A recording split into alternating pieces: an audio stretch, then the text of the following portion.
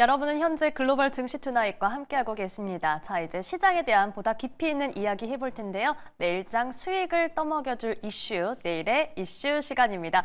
목요일은 타이거 인베스트 황윤석 대표와 함께합니다. 대표님 안녕하세요. 안녕하십니까. 크리스마스 잘 보내셨나요? 네. 네, 이렇게 또 뵈니까 좋습니다. 네. 자, 오늘의 주제 바로 한번 확인해 볼게요.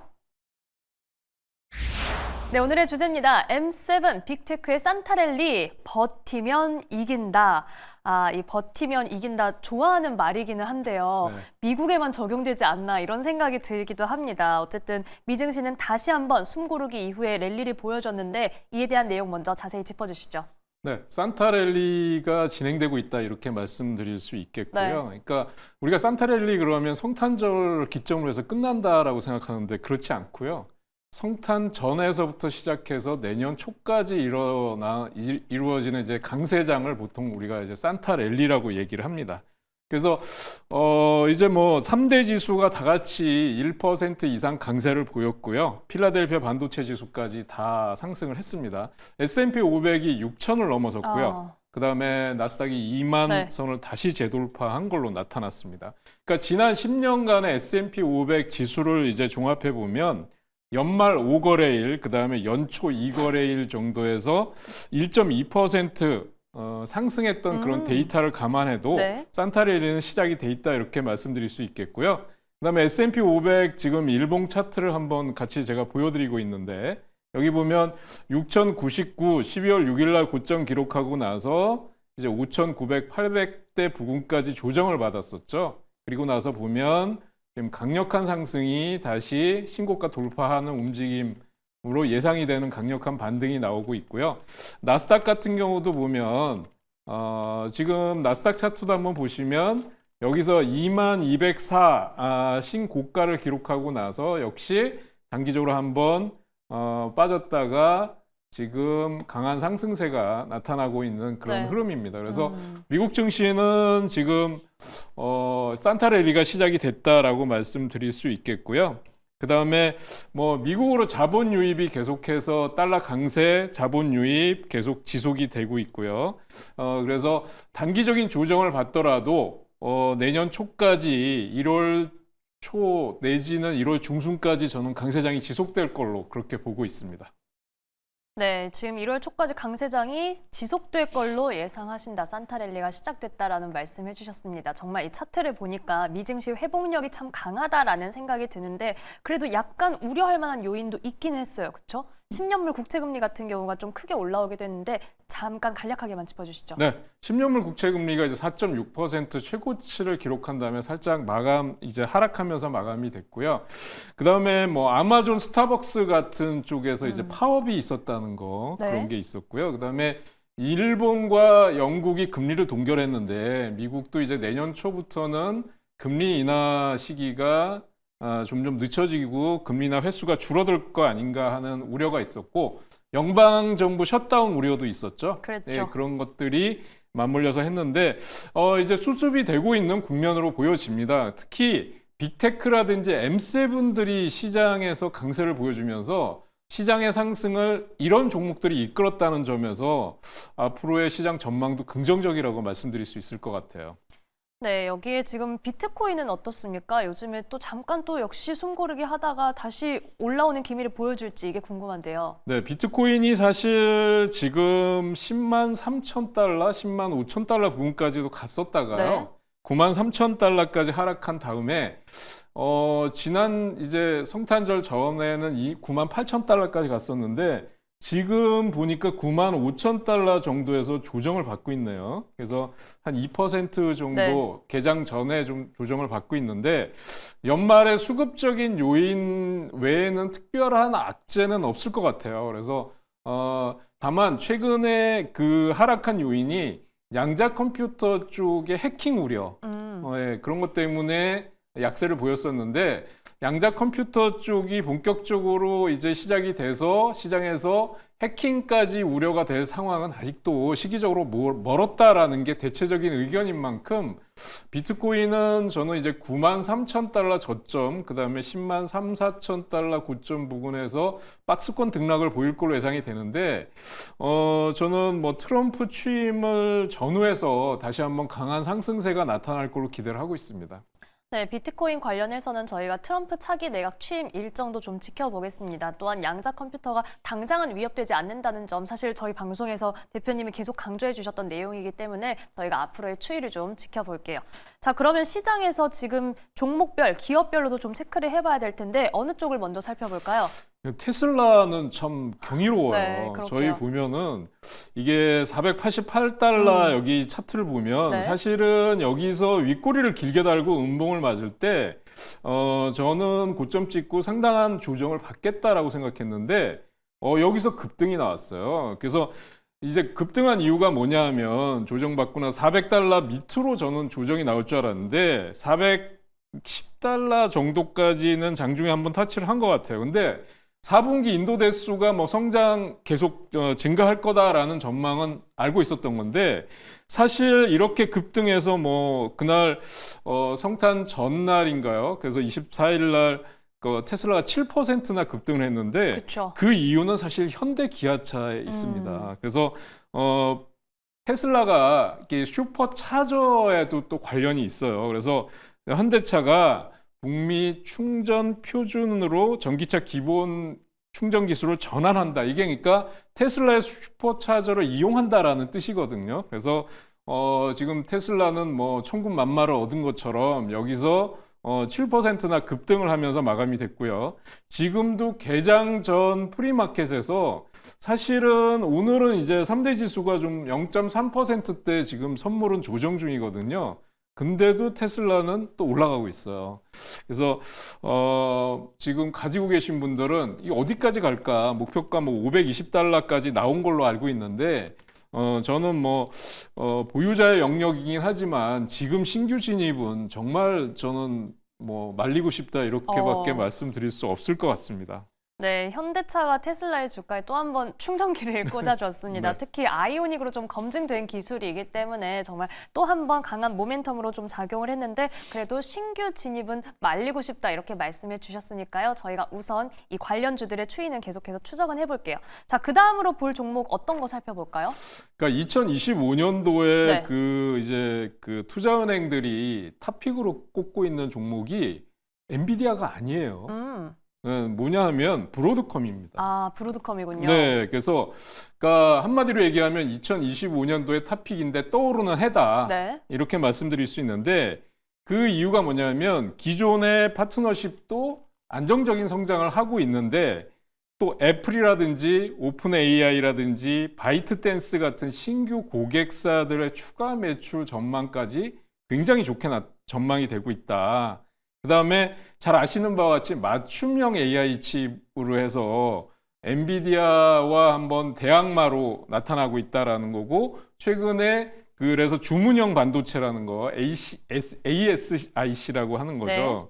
네. 공급 능력이 확대돼서 지금 전망치를 뭐 260달러까지 높게 보고 있는데 지금 사실 지금 251달러가 고점이에요. 여기 보시면 그래서 여기 올라갈 때도 이만큼이나 그 갭 상승을 했거든요. 170, 80달러에서 210달러까지 그냥 갭으로 상승한 다음에 여기서 떨어지질 않고 있어요. 그래서 지금 차트상으로 보면 이게 추격 매수가 될까 하는 생각을 가지고 계신 분들 많은데요. 지금 여기서 보면 저는 이런 생각이 들거든요. 그러니까 251달러 주봉에서 보면 윗꼬리를 달았는데 밑에서 한번 보시면 최근에 매수세가 들어오는 거래량이 폭발하고 있다. 네, 그래서 추가적인 매수는 뭐 한 250달러, 지금 240달러니까 235달러에서 240달러 정도에는 모아가셔도 되지 않을까라는 생각이고 그렇다면 목표가가 250일이나 260달러가 되면 안 되겠죠. 그쵸. 저는 그 이상까지 보고 있기 때문에 지금 2025년도에 우리가 정말 그 탑픽으로 생각하는 종목은 네. AI 칩의 탑픽은 물론 뭐 엔비디아의 성장세나 상승세는 지속될 겁니다. 그러나 떠오르는 해는 역시 브로드컴이다. 이렇게 말씀드릴 수 있겠고요. 여러분들 미국 주식 투자하시는 분들은 그 시간이 날 때마다 저점에서 분할 매수로 한번 접근해 보시는 게 좋겠다라는 말씀을 드리고 싶습니다. 네, 브로드컴이 지금 월가에서 새 토픽으로 꼽히고 있다. 특히 이 주문형 반도체, 에이직 반도체 관련해서 주목을 받고 있고요. 매수세와 거래량이 폭발하고 있다는 점도 짚어주셨습니다. 235에서 240선에서는 모아가는 전략, 계속해서 저가 매수, 분할 매수 저희가 관심 있게 지켜보도록 하겠습니다. 자, 그러면 대표님, 저희가 브로드컴과 대조적으로 엔비디아도 잠깐 언급을 해주셨는데 간략하게만 엔비디아도 봐주시죠. 뭐 엔비디아도 사실 지난번에도 말씀드렸듯이 블랙웰 양산에 대한 거, 블랙웰의 수요는 여전히 뭐 폭발적이에요. 그렇죠. 예, 그래서 저는 성장세는 뭐 계속될 거로 보고 있어요. 그러나 최근에 보시면 152달러 고점 찍고 나서 여기서 횡보 내지는 신고가를 돌파하는데 조금 시간이 걸리고 있죠. 이렇게 박스권에서 움직임을 보여주고 있는데 저는 하단이 130달러로 보여지고요. 그 다음에 상단의 저항선이 145달러 정도로 보여져요. 그래서 여기서 이거를 뭐 단숨에 돌파하기는 조금 어려워 보인다라는 생각이고요. 그래서 저는 뭐 역시 길게 가져가시면 저는 브로드컴보다는 상승 탄력이 떨어질 수는 있겠지만 우상향 추세는 내년에도 계속될 거다.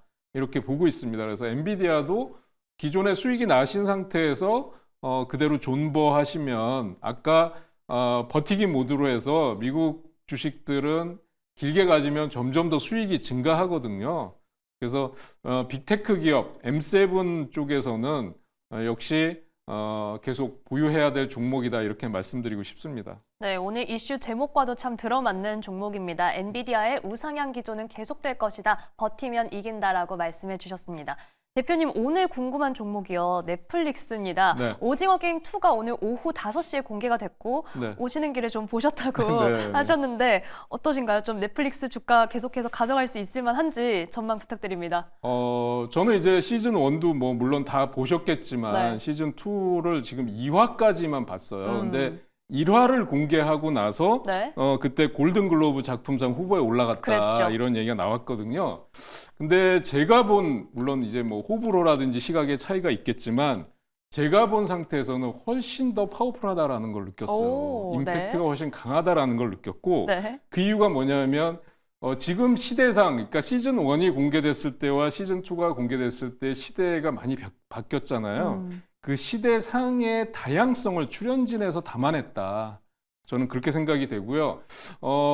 이제 그래서 그 폭발적인 흐름이 나타나지 않을까라는 생각이고, 그 다음에 시즌 3가 이제 거의 파이널인데요. 시즌 3가 내년 2월에 공개된다 그러면 이제 오늘 만약에 공개되고 아마 일주일 이내에 글로벌 어떤 반응이나 평가가 나오겠죠. 그렇죠. 네. 예, 그러면 주가는 다시 한번 강한 상승세가 나올 수 있다고 보여집니다. 지금 941달러 넷플릭스 보시면은요. 그러니까 워낙 고가주기 때문에 한 주를 사는데 거의 뭐 100만 원이 넘어가는 거거든요. 한 주당 100만 원이 넘어가니까 뭐 소액 투자자분들은 뭐 정말 접근하기 어려우시겠지만 제가 볼 때는 뭐 1065불까지도 나와 있고요. 1065달러까지 목표가가 나와 있는데 저는 시즌 2의 폭발적인 성공이 나온다고 하면 1200달러까지도 볼 수 있지 않을까. 시즌 3에 대한 기대감도 있을 거고요. 그다음에 역시 OTT 쪽에서 차별화되는 느낌이 있어요. 그래서 지금 저는 그 광고형 요금제라는 걸 한번 들어가서 봤거든요. 네. 근데 우리가 그 유튜브에서 보는 그런 광고하고는 달라요. 예, 그래서 광고용 요금제에 대한 거부감이 크지 않을 걸로 보고 있습니다. 그래서 넷플릭스의 성장성은 저는 지속될 가능성이 높다 이렇게 보고 싶습니다. 네, 어찌 보면 요금제에 대한 부담이 커져도 이 콘텐츠 경쟁력으로 계속해서 소비자들이 유인하고 있는 넷플릭스입니다. 지금 목표가 최고 1,200달러까지도 제시가 되어 있는데 앞으로도 우상향 기조 저희가 기대를 해볼게요. 자, 대표님 저희가 이제 매주 목요일에 오시기 때문에 다음 주에는 새해 첫 거래일 밤에 뵙게 됩니다. 네. 그래서 저희가 앞으로 체크해야 할 시장 변수 점검 부탁드릴게요. 먼저 어떤 부분 체크를 해봐야 될까요? 네, 지금 저는 항상 미국 주식 투자를 할 때 2025년도가 이제 아무래도 스몰캡이 더 수익률이 높을 거다 이런 전망이 있어요. 중소형주. 그런데 네. 저는 항상 여러분들이 계좌 포트폴리오에 빅테크 대형주들의 포지션이 50% 정도는 돼야 된다. 그래서 그런 쪽에서 꾸준히 수익을 내주는 흐름이 있어야 된다라고 말씀드리고 싶고요. 네. 이런 빅테크나 M7의 상승세는 내년 초까지 이어질 거로 보고 있고요. 특히 내년도에 CES 2025가 열립니다. 그렇죠. 그게 1월 7일부터 10일까지인데요. 그 주제가 다이브 인, 커넥트, 솔브, 디스커버라고 돼 있는데 이게 뭐냐면 AI에 빠지다 뭐 이런 뜻이에요. 그래서 보니까 여기서 AI, 로봇, 양자, 자율주행, 드론과 같은 최근에 첨단 관련주들이 다 소개가 될 것 같고요. 또 엔비디아의 CEO인 젠슨 황이 기조연설을 또 할 걸로 나타나고 있습니다. 그래서 저는 기술주나 이런 빅테크, AI 쪽의 상승세 랠리는 지속될 거다 이렇게 보고 있고요. 지금 국내 증시를 보는 그런 어떤 애널들이 이제 원달러 환율이 너무 고점까지 가 있다. 그래서 이제 미국 증시가 꺾이면 그 자금들이 한국으로 들어올 거다. 왜 그러냐면 달러가 고점을 찍고 떨어질 거기 때문에 한국 증시는 훨씬 저평가되기 때문에 이제 메리트가 있다라는 평가를 내놓는데요. 네. 지금 우리나라 소비 심리 지수가 지금 2020년 코로나 팬데믹 이후에 최저고요. 그다음에 내수 침체가 장기화되고 기업 자금난에 최근에 보면 탄핵 정국까지 불투명한 이런 게 계속되고 있기 때문에 네. 그때 가서 보고해도 늦지 않다. 그래서 지금 또 물타기를 해서 주식 비중을 늘리는 거는 저는 바람직하지 않다라는 생각이고요. 역시 트럼프 취임하고 잠깐의 흔들림이나 변수는 있을 수 있겠지만 저는 미국 증시의 상승 랠리는 지속될 가능성이 높다. 이렇게 말씀드리고 싶습니다. 네, 지금 우선 포트폴리오에 저희가 빅테크 대형주는 50%는 채워야 한다라는 말씀으로 포문을 열어주셨습니다. 여기에 내년에도 미증시의 상승 랠리는 이어질 것이다. 또한 우리 시장과 좀 대비를 해서 살펴보면 사실 소비가 너무 다릅니다. 미국은 정말 탄탄한 소비를 보여주고 있는데 우리나라는 이 소비 심리도 얼어붙었고 정치적 리스크 이어지고 있기 때문에 이에 대한 확인이 먼저 필요하다라는 말씀 해주셨습니다. 자, 오늘 말씀은 여기까지 듣겠습니다. 지금까지 타이거 인베스트 황윤석 대표와 함께했습니다. 고맙습니다.